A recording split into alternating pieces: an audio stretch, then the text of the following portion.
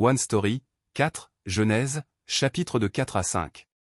Appartenir à Dieu, appartenir au monde. Le peuple de Dieu, créé à l'image de Dieu, a été chassé d'Éden, le royaume de Dieu, à cause de ses péchés. En obéissant à Dieu en tant que son peuple, ses enfants et ses esclaves, ils devaient conserver leur place avec une relation non honteuse, mais ils ont plutôt choisi la place qui était bonne pour la nourriture, agréable à l'œil, et désirable pour acquérir de la sagesse. Le parcours de vie du pécheur qui a commencé ainsi sera maintenant rempli des fruits des convoitises de ce monde. La Bible dit : n'aimez pas le monde ni ce qui est dans le monde. Si quelqu'un aime le monde, l'amour du Père n'est pas en lui. En effet, tout ce qui est dans le monde, la convoitise qui est dans l'homme, la convoitise des yeux et l'orgueil dû aux richesses, vient non du Père, mais du monde. Dieu a donné une alliance à ceux qui sont le peuple de Dieu mais qui vivent dans ce monde, poursuivant les choses du monde. Désormais, cette alliance sera une alliance à sens unique, une alliance de grâce, parce qu'à travers Adam et Ève, il a été révélé qu'une alliance à double sens est impossible. Après la chute, cette alliance a commencé par l'alliance de la descendance des femmes, qui annonçait à Adam et Ève le Messie, qui apparaîtrait en tant que descendant d'une femme et triompherait de Satan. L'alliance de l'arc-en-ciel, signe pour Noé et sa descendance que le monde ne serait plus jamais jugé par l'eau. L'alliance de la torche donnée à Abraham et à ses descendants que le pays de Canaan leur sera donné. Une alliance de circoncision à Abraham et à ses descendants comme signe que le Dieu sera leur Dieu, une alliance d'échelle selon laquelle le Dieu d'Abraham et d'Isaac garantira une terre et une descendance à Jacob et à ses descendants. Par l'alliance de la loi du Sinaï qui dit que si le peuple de Dieu sert Dieu et vit selon ses lois, alors le Dieu sera leur Dieu, au-delà de la nouvelle alliance. L'alliance de sang comme exemple de Dieu venant à son peuple en Jésus-Christ, et enfin, après l'alliance de sang donnée par Jésus-Christ, elle sera suivie par l'alliance de réconfort et l'alliance de la seconde venue. C'est pourquoi l'Ancien Testament est appelé l'Ancienne Alliance et le Nouveau Testament est appelé la Nouvelle Alliance. Maintenant, la Bible va révéler et contraster la vie des gens après l'Éden, qui ont vécu en Dieu par la grâce de Dieu, comme des serviteurs de Dieu et non comme les gens du monde, et la vie des gens après l'Éden qui ont vécu dans ce monde comme des rois sans la grâce de Dieu. Les sacrifices de Caïn et d'Abel. Caïn, un fermier, était le premier fils d'Adam et Ève, tandis qu'Abel, un berger, était le deuxième fils. Ils ont peut-être appris d'Adam que le moyen de rencontrer Dieu en dehors d'Éden était un acte religieux appelé sacrifice. Chacun d'eux a offert un sacrifice, mais Dieu n'a pas accepté celui de Caïn et a accepté celui d'Abel. Dieu n'a pas accepté Caïn ni son offrande, et il a reçu Abel ainsi que son offrande. La Bible dit : de son côté, Abel en fit une des premiers-nés de son troupeau et de leur graisse. L'Éternel porta un regard favorable sur Abel et sur son offrande, mais pas sur Caïn et sur son offrande. Caïn fut très irrité et il arbora un air sombre. La Bible nous dit que le sacrifice offert à Dieu doit toujours être le premier.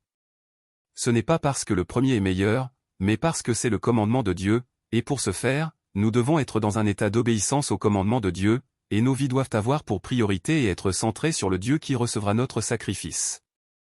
La Bible le dit.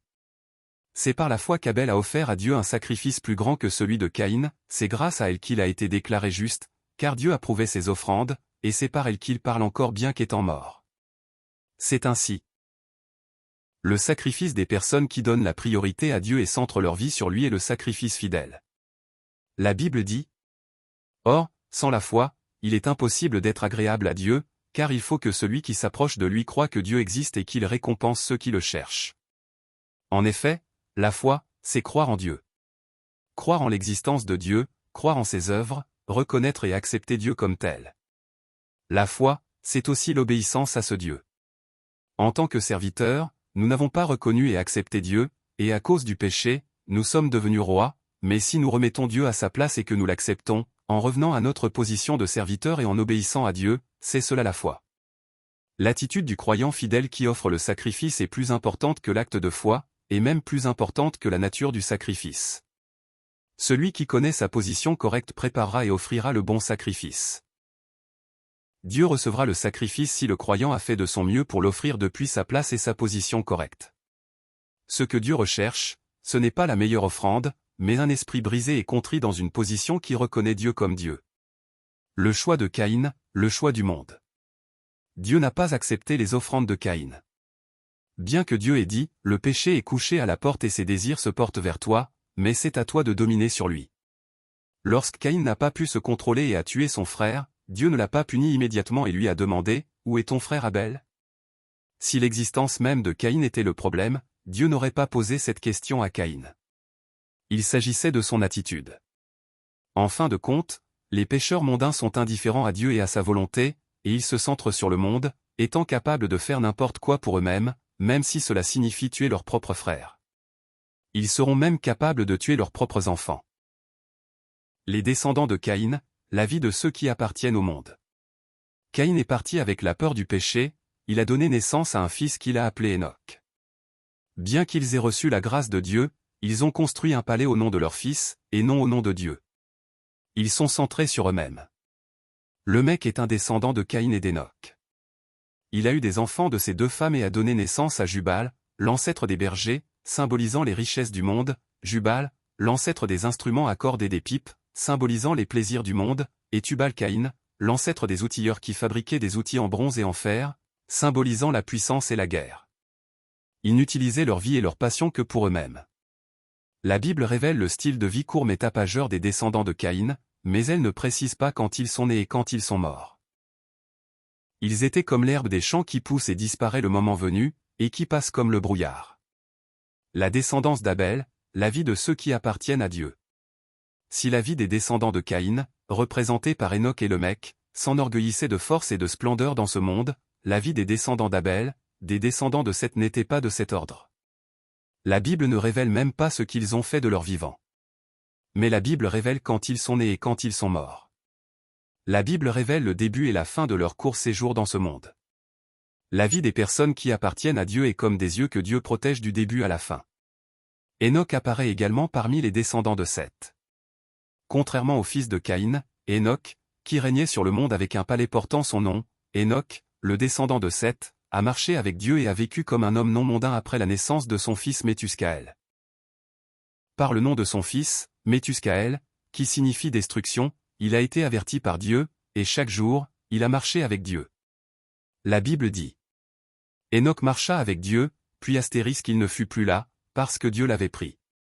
Enoch fut ainsi appelé par Dieu, et l'année même où son fils Méthuscaël mourut, le monde fut jugé par le déluge. Méthuscaël donna naissance à Lamech à l'âge de 187 ans, Lamech donna naissance à Noé à l'âge de 182 ans, et le déluge se produisit l'année où Noé eut 600 ans. C'est l'année où Mathusalem mourut à l'âge de 969 ans. Lamech apparaît également dans la descendance de Seth. Contrairement au Lamech qui a crié, « Si Caïn est vengé cette fois, alors Lamech le sera 77 fois » et qui a vécu jusqu'à la fin de sa vie, qui a vécu un mode de vie égocentrique et qui, par les fils qu'il a eus avec ses deux femmes, a joué des richesses, des plaisirs et des pouvoirs du monde avant de disparaître comme la brume, ce Lamech a eu un fils qu'il a appelé Noé, en disant. Celui-ci nous consolera de notre travail et de la peine que ce sol procure à nos mains parce que l'Éternel l'a maudit. Ils vivaient dans le même monde, mais avaient des modes de vie différents. La Bible va maintenant nous le révéler. La Bible, bien qu'obscure et sans valeur dans le monde, ne parle que de la vie de ceux qui s'appuient sur la reconnaissance de Dieu et qui, avec la grâce de Dieu, vivent en marchant avec lui, qui sont dans le monde, mais pas du monde et qui sont distincts du monde. C'est comme Abel offrant son sacrifice favorable et, à cause de cela, tué par son propre frère, Caïn, qui vivait une vie mondaine. La Bible révèle également que la vie de ceux qui vivent dans ce monde en poursuivant et en appréciant les choses mondaines peut sembler luxueuse, mais Dieu ne veut pas de ce genre de vie de la part de son peuple sur cette terre. Jésus-Christ viendra en tant que Messie, dans le désert où les Israélites ont échoué, il vaincra la tentation du bon à manger et agréable à regarder, et aussi désirable pour acquérir la sagesse, et la tentation de Satan de la convoitise de la chair, la convoitise des yeux et l'orgueil de la vie avec seulement la parole. La Bible va maintenant révéler la vie du peuple qui a été sauvé d'Égypte avec la grâce et la direction de Dieu, mais sur leur chemin vers Canaan où Dieu les emmenait, ils ne pouvaient pas oublier l'Égypte et voulaient y retourner. Plus leur vie était impossible, plus le besoin d'un sauveur était mis en évidence, et un par un, le profil du sauveur sera révélé.